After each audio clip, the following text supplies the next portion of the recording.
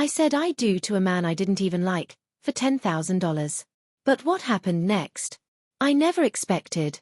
I wasn't thinking about love when I married Jake. I was thinking about rent. About the 2 months I was behind. About the eviction notice folded like a knife in my mailbox. About my mom calling from another hospital bed with bills she didn't want me to see. $10,000. That was the number he offered. Jake wasn't ugly. He wasn't mean. But I didn't like him. Not really. He was stiff, too neat, like someone who ironed his socks. I met him through a friend of a friend. He said he needed to get married fast, green card stuff, I assumed, though he never confirmed it. I didn't ask too many questions. He said, "It's just paperwork. We don't have to live together. We don't even have to talk after the courthouse." I should have walked away. But I didn't. My fingers trembled as I signed the forms. The courtroom was grey, the air smelled like old carpet, and the judge barely looked up. When Jake slid the ring on my finger, a thin, gold band, plain and cold, I looked at him and tried to smile. He didn't smile back. I didn't tell anyone. Not my best friend Maya. Not my sister. I kept it folded inside me like a secret note I wasn't supposed to open. The money showed up in my account the next day. Jake was good on his word. The first thing I did was buy my mom a recliner for her back pain. Then I paid the rent, caught up on bills, and had a night to myself where I could actually breathe. But then, I met Theo. I met him at a coffee shop 2 blocks from my apartment. He was behind me in line, humming something, an old jazz tune. I turned, and he smiled like he already knew me. "You like Ella Fitzgerald?" I asked, surprised. "Love her," he said. "You too." That was the beginning.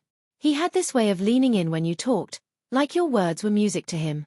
He was warm, messy, always with a paint stain on his jeans or a sketchbook tucked under his arm. An artist, of course. We started meeting every Thursday. Then it was Fridays, too. Then weekends. He made me laugh in a way I hadn't in years. And for a moment, I forgot I was someone else's wife. The guilt started slow. Like a whisper. I'd wake up with Theo's scent still on me and see Jake's ring on my finger. I'd slip it off, put it in a drawer, and pretend. I told myself it wasn't real. My marriage. It was a contract. A transaction. No different from a loan. But it didn't feel that way anymore. One morning, Jake called me. We hadn't spoken in weeks. "I need a favor," he said. "There's going to be an interview. Immigration. We have to pretend to be a real couple." My stomach dropped. He came over that afternoon with a binder. Inside were notes. About how we met, what movies we liked, our song. It was too detailed. Too careful. Like he'd practiced being in love without ever trying it for real. "We have to memorize this," he said. "They'll ask questions." "We're not actors," I told him. He looked at me for a long time. "You wanted the money. This is part of it." I stopped seeing Theo after that. I told him I needed time. That things were complicated. He didn't understand. Of course, he didn't. How could he?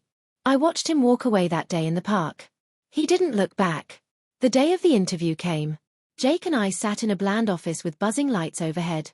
A woman in a navy blazer asked us questions. First soft ones. Then harder. What side of the bed does he sleep on? What kind of toothpaste does she use? What was your last argument about? I lied. I lied with a smile. Jake answered quickly, calmly, like he'd studied for a test. At the end, the woman gave a polite nod and told us we'd be contacted. Jake and I walked out into the cold afternoon.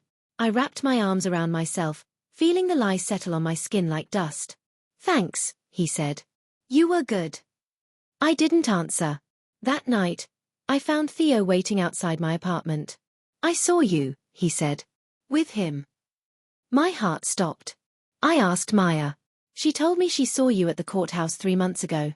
With a guy in a suit. Getting married. His voice cracked on the word. I didn't know what to think, so I waited. I hoped maybe it was something else. "But it's not, is it?" "No," I whispered. "You're married." "Yes." "To him?" "Yes." He looked like I'd punched him. "Why?" I couldn't answer. He turned to leave. And then I said, "It was for money." He froze. I kept going. It was a deal. A stupid deal. I needed help. He offered. I said yes. He turned around, his face unreadable. And me? What was I? I swallowed. Real. You were real. He shook his head. Doesn't feel like it. Days passed. Then weeks. Jake texted me once, we passed. I didn't respond. I stopped wearing the ring. Stopped opening the drawer where I kept it. I missed Theo like a phantom limb. Every street corner looked like him. Every song on the radio felt like it used to play in his car. I thought I'd broken everything. Until one day, I found a letter in my mailbox. No name. Just a sketch inside. It was me, sitting at that coffee shop table, chin in hand, eyes closed. A moment he'd captured, quiet and full of something tender. No words. Just art. I held it against my chest and cried. I didn't go to Jake's next appointment. I sent him a message. I can't lie anymore. I'm sorry. He never replied. A month later, I filed for annulment. It cost money. More than I had. But I paid it. Some things are worth more than $10,000. I saw Theo again in the spring. He was in the park, sketching a woman and her dog. He looked up and saw me.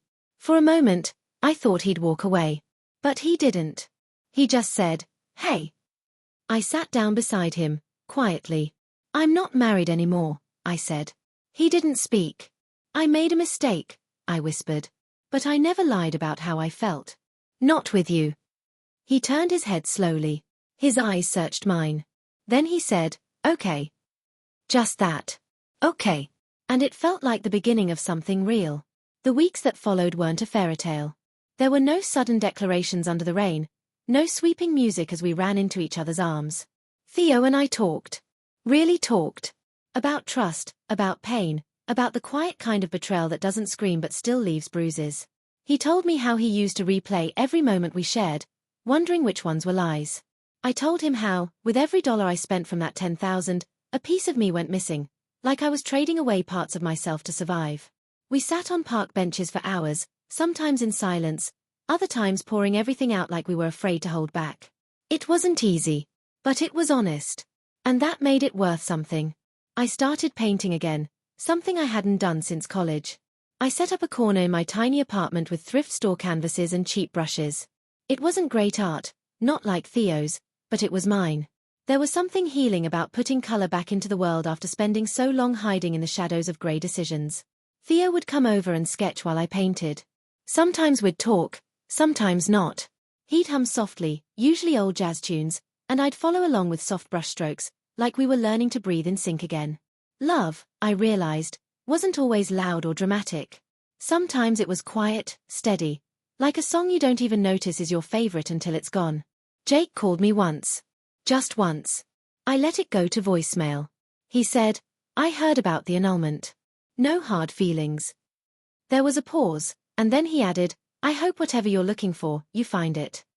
I sat on the floor of my apartment for a long time after that, staring at the phone in my hand. I didn't hate Jake. I think, in some strange way, we were both just trying to survive. Two lonely people caught in a deal that neither of us truly understood the weight of. I didn't call him back, but I wished him peace. We were both free now, not just legally, but emotionally. And that mattered. One Sunday morning, Theo brought over a large canvas, blank and white. "For you," he said. "Us." We set it up near the window, where sunlight poured in like honey, soft and golden. Together, we began to fill it, slowly, with no plan. A brushstroke here. A swirl of charcoal there. It was messy, imperfect, beautiful.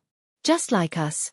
As I painted beside him, I felt something loosen inside me, the last knot of guilt, shame, and fear finally untying itself.